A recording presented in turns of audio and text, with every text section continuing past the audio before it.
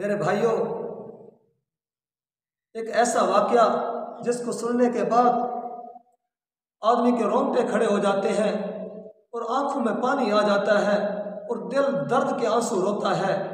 ایسا عجیب و غریب واقعہ بہادر شاہ ظفر بادشاہ، اس کو فرنگیوں نے قید کر لیا، گرفتار کر لیا۔ اس کے 12 بیٹے تھے۔ فرنگیوں نے اس بہادر شاہ ظفر کو قید کر لیا، گرفتار کر لیا۔ فرنگیوں نے کہا ہم تیری دعوت کرنا چاہتے ہیں۔ اس کو اٹھایا اور دعوت کے دسترخوان پہ لے گئے۔ دسترخوان پہ سبزیاں اور پھل پڑے ہوئے تھے۔ اس آدمی کو بھی وہاں بٹھا دیا تو سامنے دیکھا کہ کچھ برتن ڈھکے ہوئے ہیں، جیسے ان کے اندر کوئی سالن وغیرہ رکھا ہو۔ ایک برتن ایک فرنگی نے اٹھایا اور اس کے سامنے کھولا تو اس کے بڑے بیٹے نوجوان کا سر اس کے اندر تھا۔ اب انہوں نے دوسرا برتن آگے کیا، اس کو کھولا، اس کے اندر دوسرے بیٹے کا سر تھا۔ پھر تیسرا برتن کھولا، حتیٰ کہ 12 برتن کھولے، 12 برتنوں کے اندر اس کے 12 بیٹوں کے سر تھے۔ دیکھیں وہ کیا باپ ہوگا جس کے اوپر اتنی بڑی مصیبت اور غم گرا۔ اسی موقع پر بہادر شاہ ظفر نے ایک شعر پڑھا ہے، میں نہ کسی کی آنکھ کا نور ہوں، نہ کسی کے دل کا قرار ہوں، جو کسی کے کام نہ آ سکے میں وہ ایک مشت غبار ہوں۔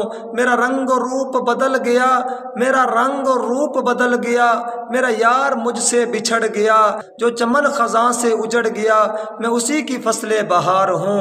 دیکھیں اس حال میں بھی دیکھیں بہادر شاہ ظفر نے کتنا بڑا غم برداشت کیا۔ میں اور آپ ہیں کہ ہمیں اللہ پاک نے خوشیوں میں رکھا ہے، سکون میں رکھا ہے، اطمینان میں رکھا ہے، رونقوں میں رکھا ہوا ہے، پھر بھی ہم اللہ کا شکر ادا نہیں کرتے۔ اللہ نے ہمیں کیسے خوبصورت ماحول میں رکھا ہے، پھر بھی ہم شکر ادا نہیں کرتے۔ میرے بھائیوں، بلا مانگنی نہیں چاہیے۔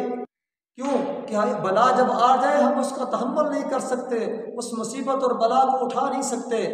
لیکن اگر وہ مصیبت اور بلا اور تکلیف آ جائے تو ہمیں بھی صبر کرنا چاہیے، ہمیں بھی صبر کا دامن نہیں چھوڑنا چاہیے، اور یہی کہہ کر اس مصیبت اور صبر کو برداشت کرنا چاہیے کہ اگر اللہ کی مرضی اس طرح ہے تو ہم بھی اللہ کی اس مرضی پہ راضی ہیں۔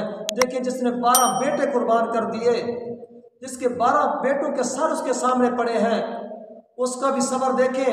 اور ہمارا چھوٹا سا کوئی مسئلہ ہو جائے، ہماری بے صبری بھی دیکھیں۔ میری بہنوں، میری ماؤں اور میرے نوجوان ساتھیوں اور میرے بوڑھے بزرگوں، اس پر صبر کرنا سیکھ لو۔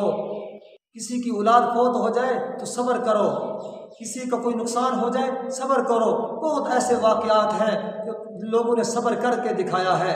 اللہ پاک مجھے اور آپ کو اس پر عمل کرنے کی توفیق عطا فرمائے۔